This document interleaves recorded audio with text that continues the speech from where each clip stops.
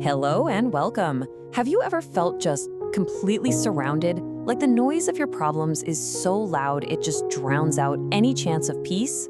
Well, today we're going to lean into a prayer that was written from that exact spot. We're diving into Psalm 3, a really powerful meditation on how to find peace right in the middle of life's fiercest storms. Right out of the gate, David starts with this raw, honest cry.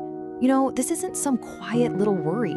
It's an exclamation. You can almost feel the weight of it, the sheer number of his enemies pressing in on him. This isn't just one problem, it's a crowd of them. And to really get the depth of this cry, you have to know the backstory. This psalm was written at, one of the lowest points in David's entire life. If you look in 2 Samuel, after this horrible family tragedy, his own son, his beloved son Absalom, has staged a coup. David, the king, is now a fugitive, betrayed by his own flesh and blood and running for his life.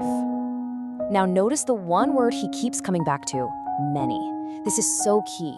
He feels the attack from every single angle, from his son, his advisors, the people. Repeating that word drives home that feeling of being completely outnumbered, totally overwhelmed.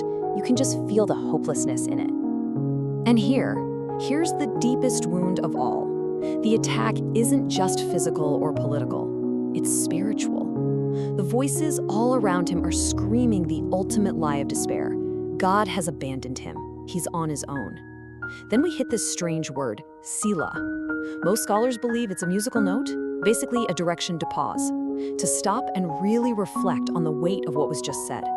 So the psalm really puts a question to us that is just as relevant today as it was thousands of years ago. When the pressures from work, our health, relationships, or even just our own anxieties feel like they're closing in, what's our first move? What do we do? David is about to show us his.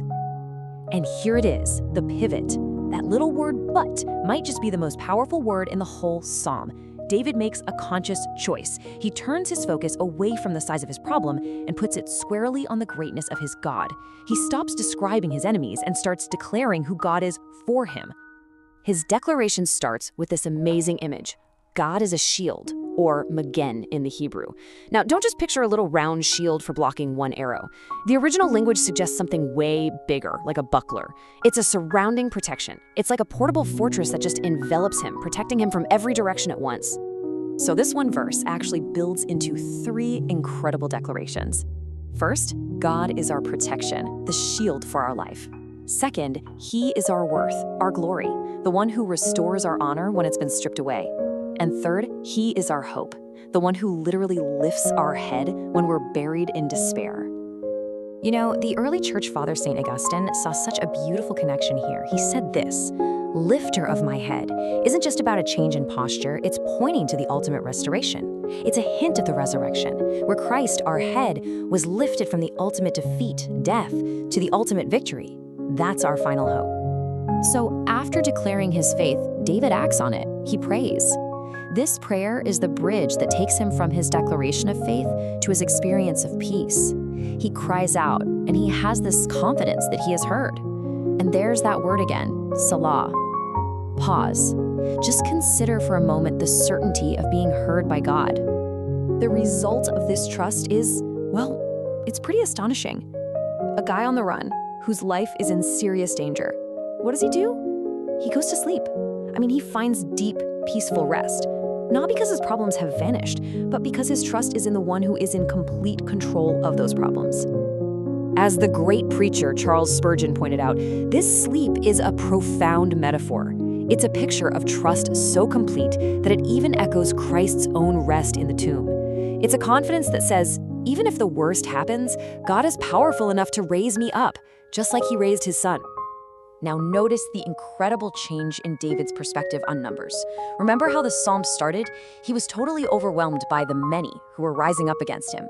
But now, his faith has grown so much that he's ready to face an even bigger number. This declaration right here is the fruit of his trust. His focus has shifted so completely from the strength of his enemies to the all-surrounding power of God that the numbers just don't matter anymore. Fear has literally been replaced by faith. Now, this might sound like a prayer for future revenge, but pay close attention to the tense. He says, "You have struck, you have broken." It's in the past tense. In faith, David is declaring that God has already won the victory.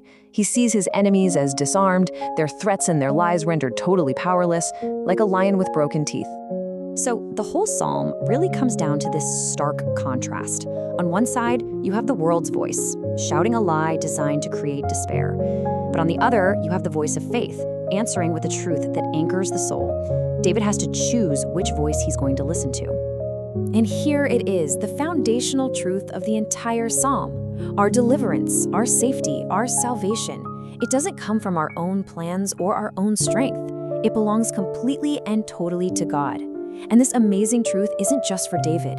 It's a blessing for all of God's people. And for one last time, we're told to pause, reflect, and just rest in this truth. Selah. So that's this incredible ancient psalm.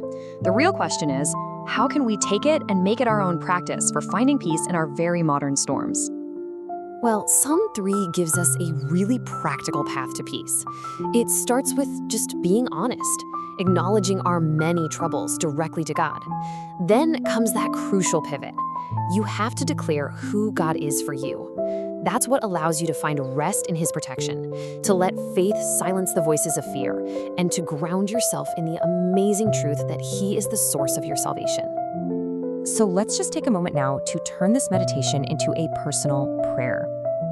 Lord, when troubles rise against me, be my shield, my glory, and the lifter of my head. I lay down my fears and rest in you, for salvation belongs to you. Amen. If there's one verse to carry with you from this psalm, maybe let it be this one. Let this be your declaration when the pressures of the day start to mount. This is the pivot point, the switch from fear to peace. And that leaves us with one final thought. The storms will come, the voices of doubt will definitely rise. The crucial question this psalm asks us to answer right in that moment is this: where will you fix your gaze?